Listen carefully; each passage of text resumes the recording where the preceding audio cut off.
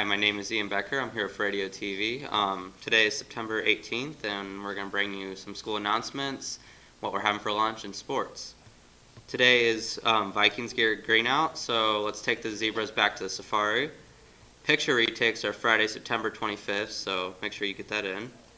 Today is George Gilman's birthday, and tomorrow is our very own Dakota Kimball's birthday, so congrats to them. Next week is College Go Week. So Monday is College Spirit Day, so wear your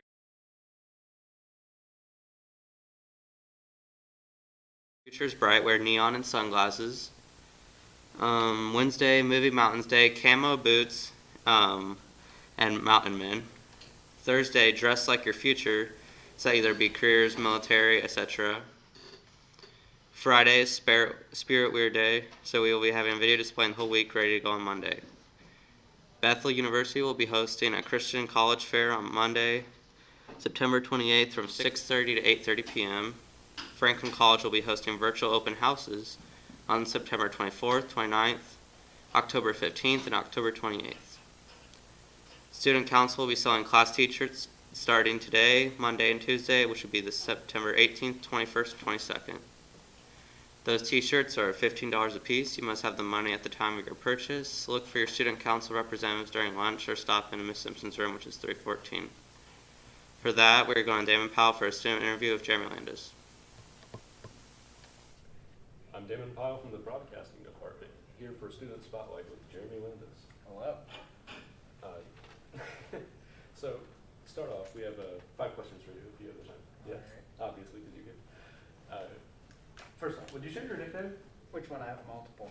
Oh, stay, throw one. J-Dog. It's my favorite one. Oh, that's a good. Yeah. Okay, that works. What extracurricular activities are you participating in? So I am a manager for volleyball, a lifter for cheer, and I also play baseball. Oh, yeah, you're doing quite a lot. What's your job on the cheer squad? So my job is I'm a back spot, and basically when you're back spot, you do most of the lifting, and you're also watching to see if one of your bases is higher than the other one. So you're making sure everything's even? Yeah. Okay, that makes sense.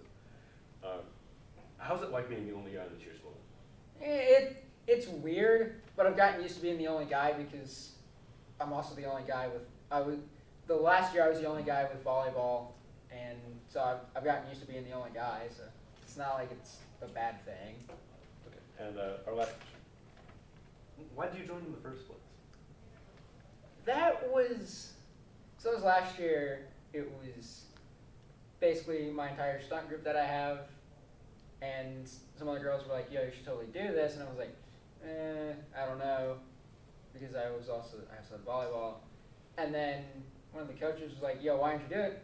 Was like, "Why aren't you doing this?" And I don't know. So I was like, you know what? I might as well try this because it was gonna be my senior year. So I'm like, you know what? My senior year, why not? So in summary, you were peer pressured into having the fun that you're having now. Yes, basically. Okay. Well, thank you for showing up. This has been Jeremy Landis. I'm Damon Pyle. Thank you for tuning in.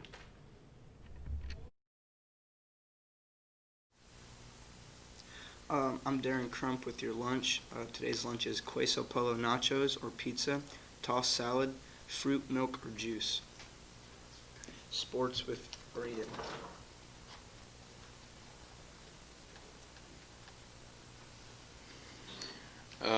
Volleyball was down 2-0 against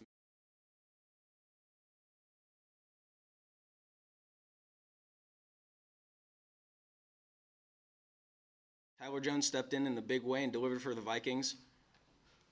Caleb Petchin led the attack with a hat trick, which was his second of the year. And we also got goals from Christian Ramirez, Luis Castillo, Gerardo Fernandez, and John Ruiz. The Vikings are now 2-5-1 on the season. Girls golf defeated Rochester 193 to 187 last night in their final regular season match. Sectional is at Stonehenge Golf Course. Cross country is at the New Prairie Invite tomorrow.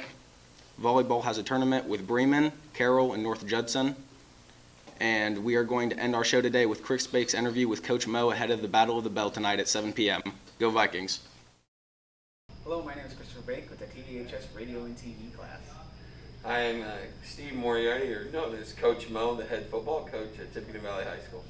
We're bringing you a special segment for this week's Bell Game, something that happens every year. Now, Coach, what exactly is the Bell Game? The Bell Game is a long history of tradition between Rochester High School and Tippecanoe Valley. It's been a football game that's went back to the mid-1980s, and whoever wins that game gets the bell every year. So what does the Bell Game mean to you and the team? You know, a lot of the times, you know, it's a season within the season. You try to prepare to win conference and to win sectional. You know, then it comes down to the Bell Game. You know, and that's always one of our goals on our list. You know, we've won it the last 2 years. To keep it for the third year would be a big part, not only for our team, but for our coaching staff. And, you know, it means so much to each of these seniors every year. You know, and with games like this, these have memories you'll last a lifetime. You know, I mean, you always remember your bell game, especially as a senior, taking that with you, that you defended the bell, and that it's, you know, always been a part of you and your team. It's a brotherhood that we get to fight for a rivalry trophy. You know, it's been a big part of the community. So what does the Bell Game tend to mean for the community? You know, and that's what I like about the best, is that it brings two communities together. You know, Rochester and Valley, Mentone, Akron, we're all so close, you know, not very far apart. Yeah. And the fact that we intermingle in church and we intermingle in school some and out of school activities, that it's kind of like a big picnic when it gets together to get to see old friends. And it's nice to be so together for one object, you'd say. And I think overall it does. You get, everybody gets to come to it. It's a kind of like a reunion, you'd say, when you get to play during the Bell Game.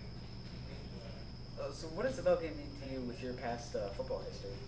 You know, I played at Valley a long time ago, back in 1993 and 94. I've been fortunate that I never gave up the belt our years. And I have a lot of memories myself, you know, winning my junior year on the last second field goal. They had a big back, Damon Hummel, right? He went to Ball State. He was a year ahead of me, so he was a senior. But every year that he played us, he never finished the game because we always knocked him out and hit him so hard that he didn't want to finish. So little things like that that are good memories for me. And same for last year, you know, being down 14-0 at halftime and then coming out of the 35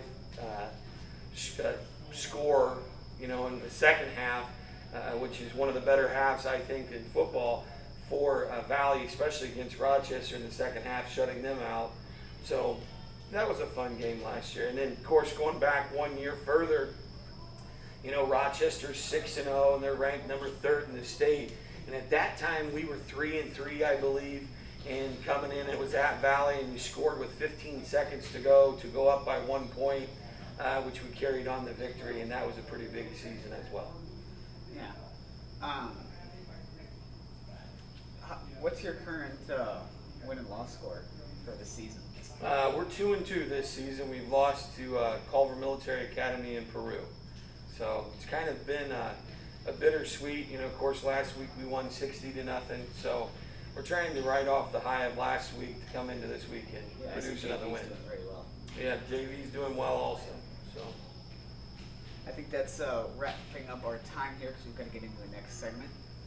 Thank you for viewing this interview with Coach Moriarty. My name is Christopher Bake, and we will see you at the Bell Game. Hey, I'm Quentin Aldridge, defensive end for the Tippecanoe Valley Vikings. It's game day, baby!